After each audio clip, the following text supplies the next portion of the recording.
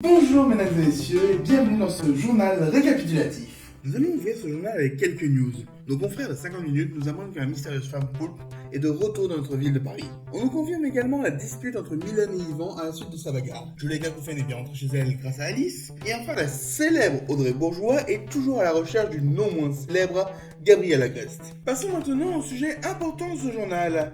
Adrien Agreste, le célèbre mannequin, a fui le défilé de son père pour faire un pique-nique avec ses amis Lucas Koufen, Marinette Dupancheng et Kagami Sorugi. Malheureusement, cette dernière, après s'être aperçue de la disparition de son collier, se fait récupérer par sa mère Tomori Tsurugi. C'est en effet le jour du test ultime pour la jeune Tsurugi qui le réussit brillamment et obtient un miraculeux contrôlant le feu qui se passe dans sa famille de génération en génération. Cependant, en contrepartie, elle n'a plus le droit de voir ses amis.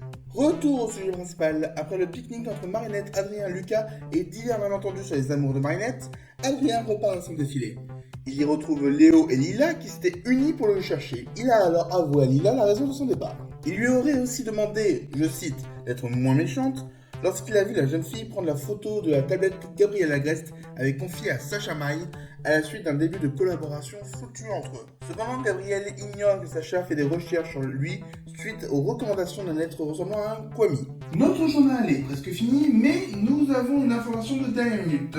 Apparemment, Nino se serait fait accomatiser à la suite d'une rage immense. Cependant, il ignore qu'il s'agit du papillon car elle est en train de parler avec une montre.